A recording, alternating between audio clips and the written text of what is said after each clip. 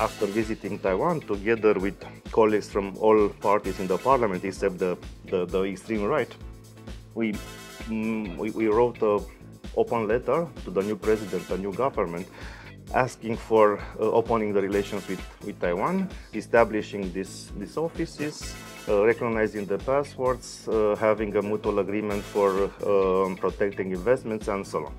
The first, and this open letter had a tremendous effect.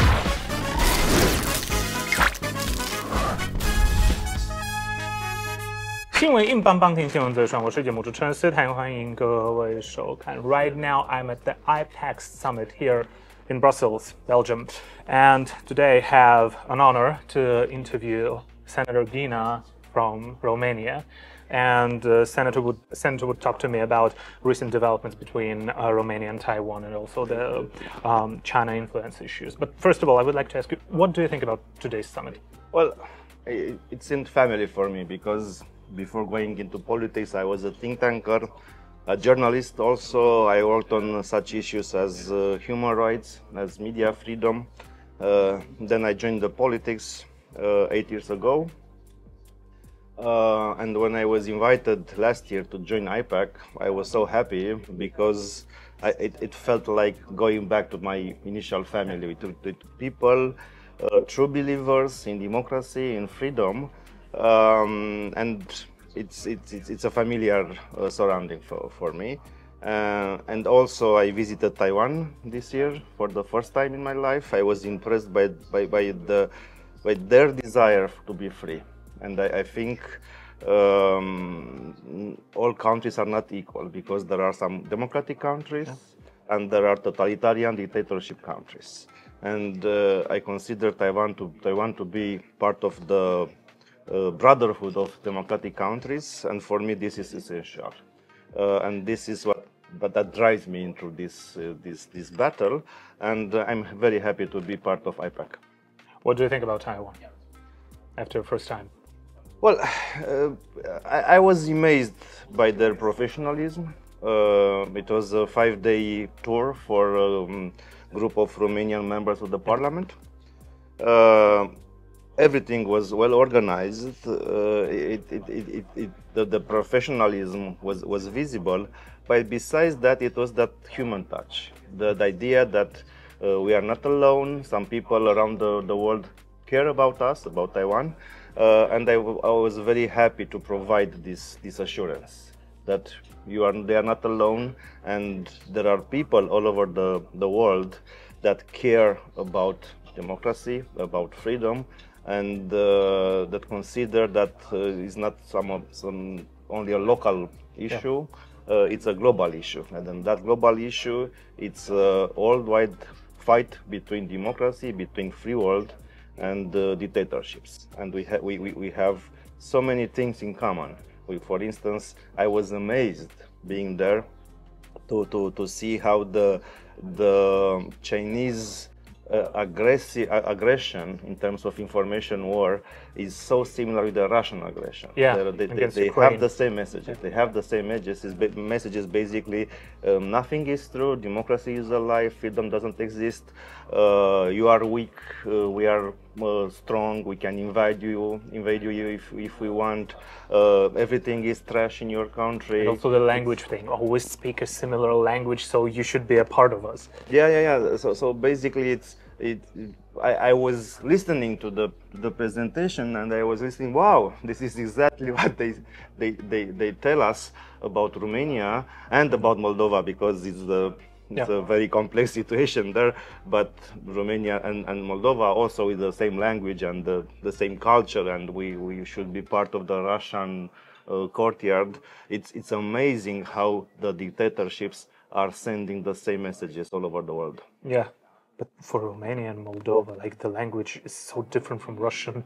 It's more Romance languages influenced. It's like the easternmost Romance language, Romanian and Moldovan, these two languages. So they even want to portray them as Slavic, but they're not. And that's actually very similar with Taiwanese, because Taiwanese and Mandarin are not mutually intelligible, but China is put in the narrative. It's like the same sphere of influence, the same group of languages. It should be all considered the same. And we also have to. It's another point that for a scholar of democratization, which I've been before going into politics. 30 years ago, I was young, but I was reading papers. I was watching TV outlets and so on. It was this idea that, well, an Orthodox country cannot be democratized. It is not compatible with our civilization. Meaning like Orthodox Christianity. Orthodox Christianity, yeah. Romania was at the beginning of its road to democracy. Yeah. And this message that, well, this is a Western, this is a Protestant or Catholic thing. This is not going well in Orthodox countries. Now, 30 years later, we see Romania as a democracy, and not only a democracy, but a prosperous country. Yeah. The way in which Romania was changed by democratization, by liberty, by capitalism in the last 30 years, it's amazing. And I think Taiwan also is the living proof that the Chinese, the Chinese civilization is compatible with democracy. Taiwan as a country, as an experiment, is going into the face of the Communist Chinese Party, saying that, well, we may be an authoritarian regime, but we developed the country. Well, no, not really, because Taiwan is developing also much more developed, pretty swiftly. Yeah. I think this is the reason they are so annoyed by Taiwan. That it is a living experiment showing to the entire world that Chinese people, the Chinese culture, the Chinese civilization is compatible with democracy. As in our case, we are the living proof that the Orthodox civilization is totally compatible with democratization. Senator, recently there are some good developments between Taiwan and Romania. Taiwanese passports are being recognized by Romania right now. And do you know if there will be maybe a representative office of Taiwan's in Romania? Are you trying to do anything to make relationships closer? Well, first of all, we have to acknowledge the starting level. The starting level, traditionally, Romania had no relation with Taiwan at all. It is a very stupid, if you ask me, and very inflexible application of one China policy. Because I tell people in Romania, to our officials, to my colleagues in the parliament, look, there is not about one China policy, it's about how we interpret one China policy. Because also the United States, also the European Union, France, Germany, they also have one China policy, but they have huge commercial relations with Taiwan. They have representative office in Taipei. Taipei has a representative office in France, in Paris, in Berlin, and Brussels, by the way. So basically, let's go about this debating about one China policy. This is it's an inheritance from the communist regime, because Ceausescu regime had very good relations with China. It was this idea that both communist regime were anti-Soviets, and they have this alliance. And because democracy wasn't an issue in Romania, it wasn't a public debate about that. The status quo continued as such. Now, after visiting Taiwan, together with colleagues from all parties in the parliament, except the extreme right, we wrote an open letter to the new president, the new government, asking for opening the relations with Taiwan, establishing these offices, recognizing the passports, having a mutual agreement for protecting investments, and so on. And this open letter had a tremendous effect. It was a public debate. There were some very harsh reactions from Chinese embassy and from some as usual. And from some people that I consider to be Chinese agents without having the smoking gun there. But otherwise, we also provoke the establishment in Romania to consider how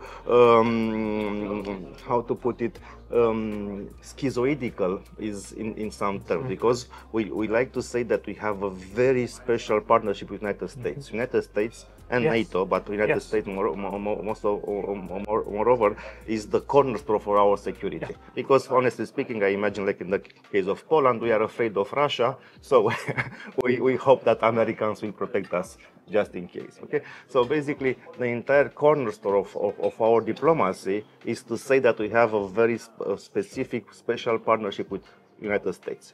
In the same time, we have a very good relationship with China. And many people do not see a contradiction here. But it is a contradiction, because United States needs diplomatic support from its allies all over the world when it comes to tensions in the Taiwan Straits and so on. So basically, what we wanted to confront this old consensus, saying that you can have so good relationship both with United States and with China. Moreover, China is not a very important economic partner for Romania. It seems to be, but it's not. Because first of all, we have a huge commercial deficit. We import 11 times more from China than we export to China. I think this is a very similar situation to what Lithuania has been encountering with China. When they made, I think it's a common issue in Europe. In Europe, too. But in our case, the numbers are shocking, and in the same time, when it comes about Chinese investment in Romania, they are quite small. We're talking about $300 million, which is peanuts when it comes with Germany. We invest in Romania 20 times more than that. And have in mind that Taiwan is investing in Czech Republic 3 times more than Chinese companies are investing in Romania. So we are not depending on China. If you want, they are depending on us because we import a lot of goods from China. But there is nothing to be afraid when it comes about economic relations with China. And at the same time, the lack of political connections is not encouraging Taiwanese companies to come in Romania, because we have some investments from Taiwan, but it's peanuts when we compare with Czech Republic or with Slovakia, and even with Poland. So at the end of the day, we are losing moral ground in our relationship with the United States, and we are losing money, but not having a more developed connection with Taiwan.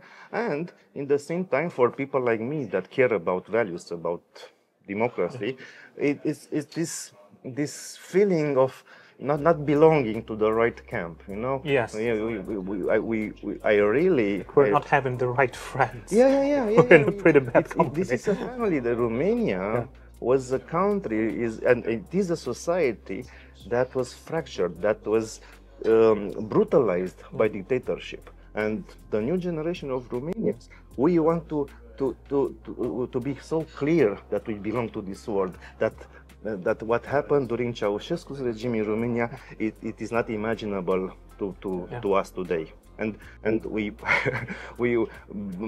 caring about values in foreign policy, it's important for a part of us. And the final question, how do you estimate the Chinese influence in Romania?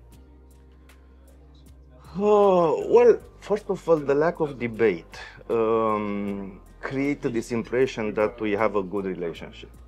When it comes about true influence, now after we provoke the change in debate, I was a little bit amazed about the reaction. The reaction in terms of people around academia, around some business person, about some media persons, and I have this dilemma whether it is stupidity or it is money. It is Chinese influence, because I don't know, maybe some people from the old establishment can react because this is what they believe. Some people can react like that because they are paid, but we want to clarify this. So basically, I'm on this topic. I'm here to fight for this and to provoke people that are close to China to go in the open and to basically to show what they support. Because look, I support Taiwan. What is Taiwan? Taiwan is a democracy. Okay, Taiwan is in terms of media freedom, for instance, in the national tops, it's above Romania in terms of media freedom. When it comes of transition justice, for instance, which is very important for Romania, because Taiwan, I was impressed in Taiwan, by the way, about their human rights museums, about the way in which Taiwan, democratic Taiwan, is dealing with the authoritarian past. Dictatorship. Yeah. So this is important for a country as Romania. And I want to tell my compatriots, look, I'm on this side, on the side of people that that are rejecting what dictatorship has done. Okay. Yeah. Who do you support? Do you support China? Do you support that country that put in jail 1 million Uyghurs? Let's talk about this. They basically support the Ceausescu's friends because the regime hasn't changed. Exactly. Same people are still in power. Exactly. Same party is still in power. I would be so happy to provoke these debates, to go into light and have this discussion. Thank you so much, Senator. Welcome. And thank you for the interview.